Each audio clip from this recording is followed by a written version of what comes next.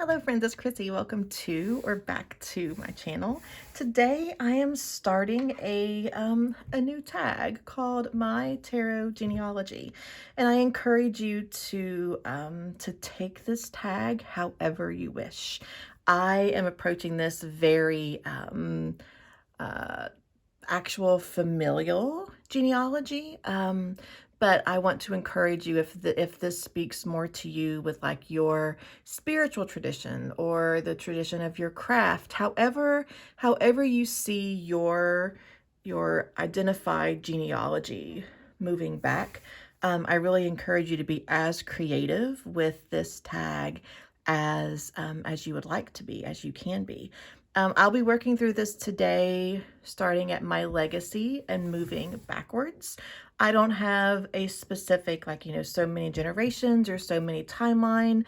And you don't have to either. Just looking at your collection, at how you think about where you came from, and then putting those in some sort of order, some sort of chronology, and sharing those with us. So the first deck I want to show you is the deck that I consider my legacy. And I feel that part of the gift that I've been called to leave. I don't have children.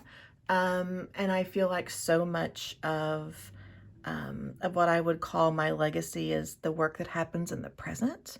I don't know that I necessarily feel like I will leave anything meaningful behind other than the impressions that I make today in my life right now.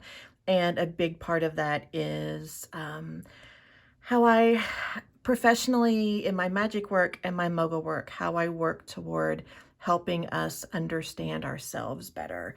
And I think the tool that I've created in the Narrative Alchemy Tarot is a great way to do that inner work, both on our own and in community.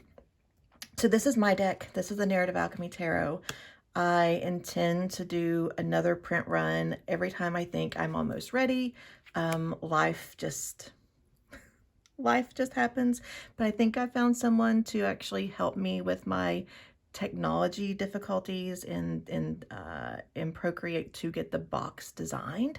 So that's been my last step for another print run, but there'll be another one in the next couple of months. I love this deck. Each tarot card has been given a keyword, a chakra, and then the tarot representation is down in the corner. So this can be used as a tarot, as an oracle, for chakra work. I love this deck.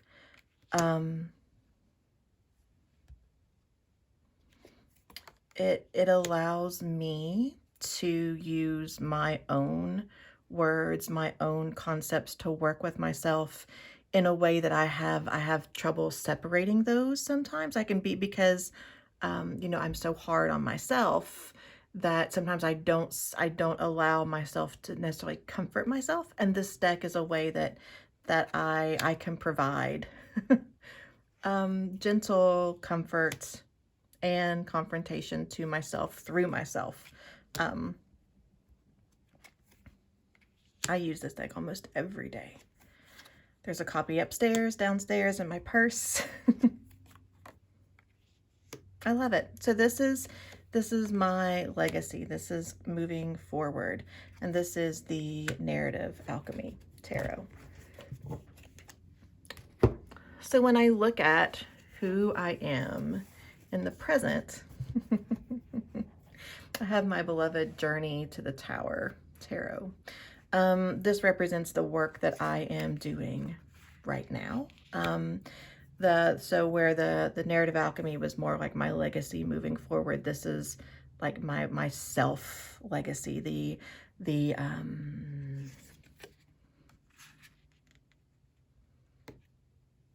patterns I am breaking, I think, are very well represented in this deck. By the way, I don't know if you've noticed, but there's Darth Vader down here in the Nine of Swords, which cracks me up. and how this deck to me represents the work that I'm doing now is having 1 foot firmly in tradition and 1 foot firmly in the present, while not being super precious about either of those two things or how they work together. And when I talk about not being too precious, so this deck was created again with obviously with photography, but most of the props are made like you would make stage props, so they're cardboard, and you can see like the prop here ends before the end of the frame, and they didn't Photoshop that. They didn't zoom in. The framing is what it is, and I think that's really special with this deck. And I think my work is to do what I'm here to do, but not having to be so precious about it, right? To wear the fancy clothes and also the Birkenstocks. To be okay with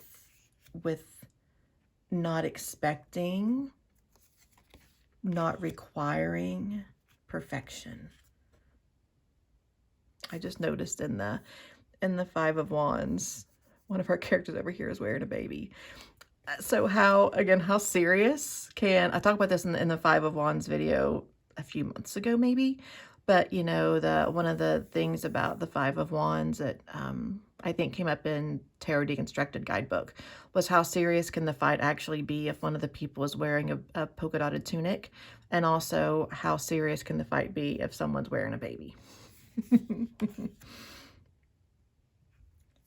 I don't have to take things too seriously. I can look at who I'm growing into and tradition, and those two things can coexist. Yeah, I love this deck. I think this deck is, again, the work that I am presently doing. Moving into, I think I may have just created a tower of things that are going to fall before we're done, but that's okay. Moving to my parents, how I see a deck that represents my parents. This is the Dream Mountain Tarot. This deck was photographed in the 70s, the early 70s. This reminds me a lot of my mom.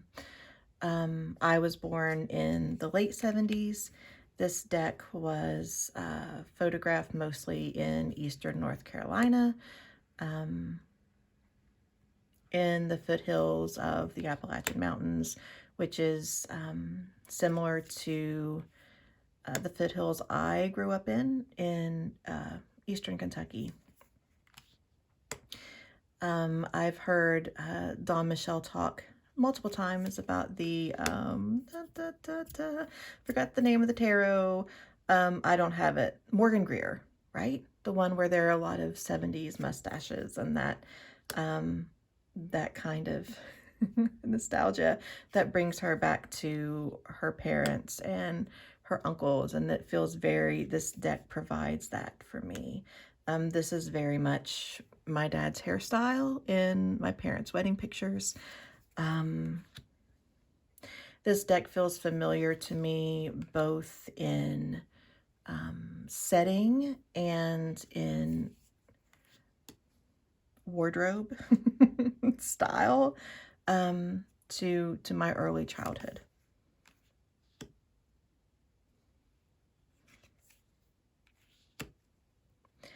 This deck is, I use this deck to work with my inner child. This is the first deck that actually, when it showed up to me, it had a very clear purpose, and it told me what it was here for. And it's work that I enjoy, but it's hard.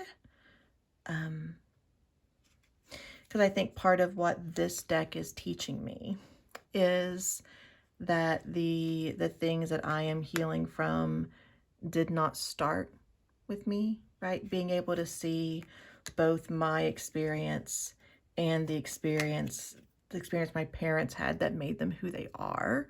That this gives me a really nice perspective with that work, and I love it. I love it. So this is the Dream Mountain Tarot. Mountain Dream Tarot. Dream Mountain? I think it's Mountain Dream. Y'all, I don't know. She had a dream in the mountains. B. Nettles, the creator. I'll put it below. Don't worry. Well, I'll figure it out. You'll know. And then the deck that represents my grandparents. This is actually 2 decks. And these are oracles. This is the Holler Mountain Moon Oracle, and the Back to the Holler Oracle.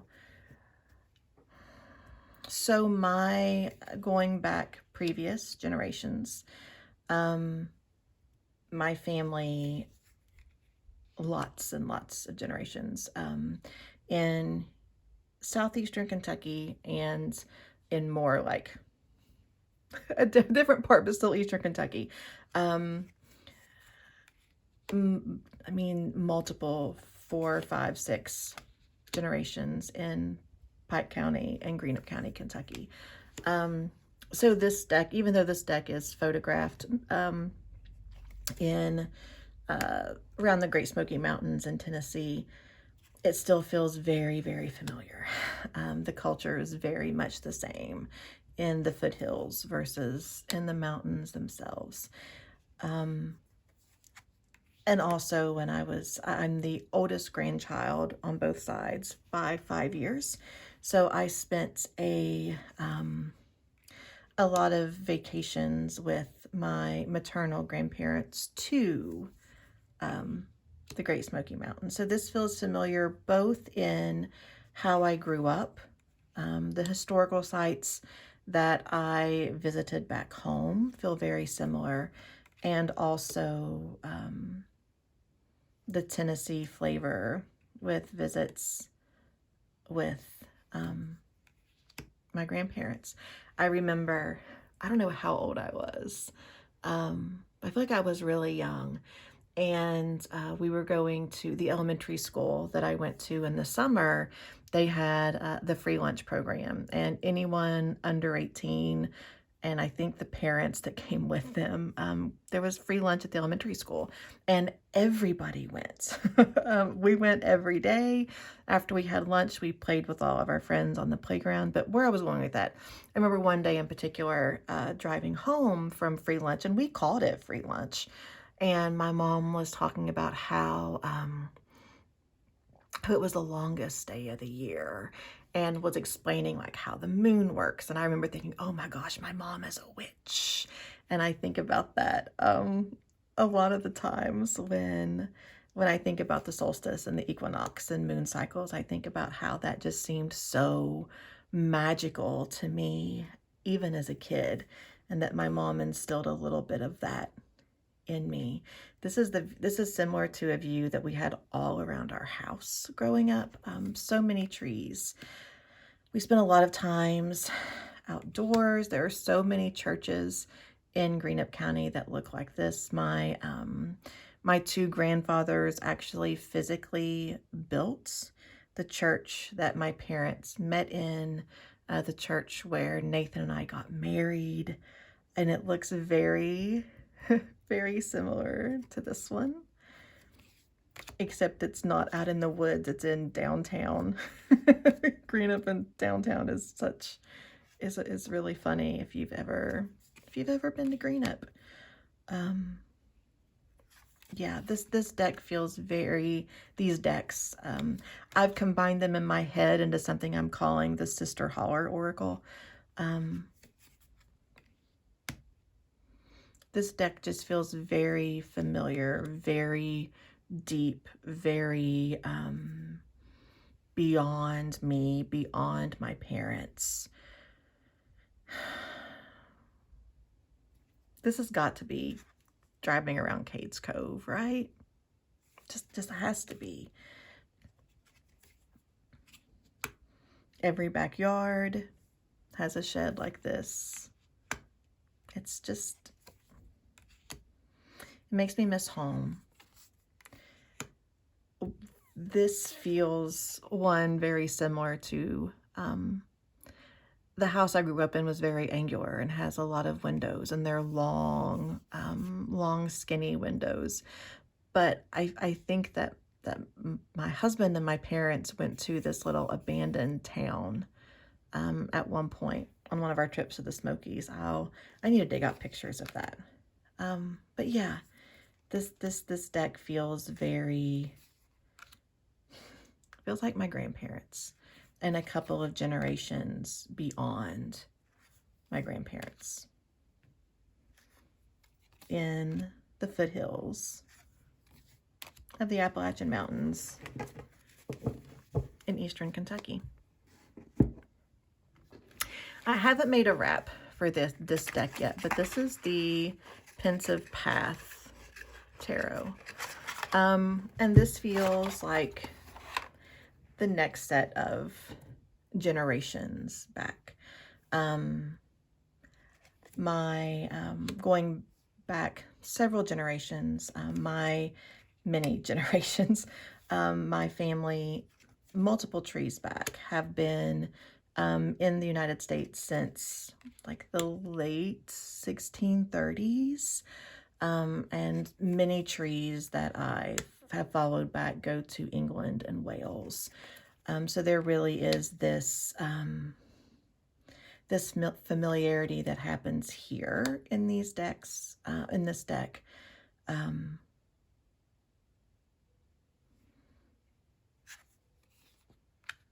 love it.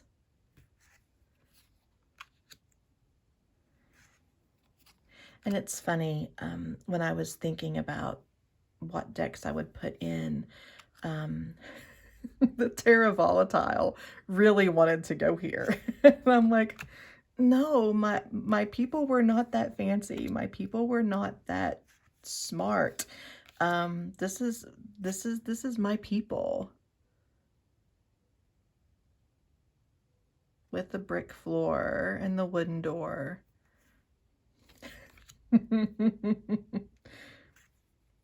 This is much more my people. I don't know how I feel about the clowns in this deck yet. I mean, I know I don't like them, but I'm getting over them. And then I can feel the cold in this card. And both the hope and the fear that comes in the depth of winter. When, you know, you're eating from your stores and what you've put behind and hoping that there's enough wood to last the winter. I love this deck. And I think there's so much frustration. There's so much perseverance in this deck. There's so much working class in this deck. And also just old gripey ladies that I feel really connected to this deck in a genealogical way. I will end on my favorite card. And this is the Pensive Path Tarot. And then last, going way, way back, I have the Pagan Otherworlds. As far as I can find, my genealogy goes back to, as I said, Great Britain and Wales. And this just feels very energetically like deep ancestor for me. When I got this deck, I thought it was going to be just something that I used sparingly, something that, you know, I had because it was beautiful, not because I read with it. And I read with this deck a lot. This deck gives me very clear, very deep knowing. Like, I feel like this deck is almost my DNA speaking to me. And I realize that part of that is probably because so many of the characters represented are redheaded, and my husband's a ginger, and that feels very familiar to me. But it goes deeper than that. When I opened this deck, I understood it. And I feel like that's because there's something within me that recognizes this landscape, that recognizes the grays and the browns and the animal skins.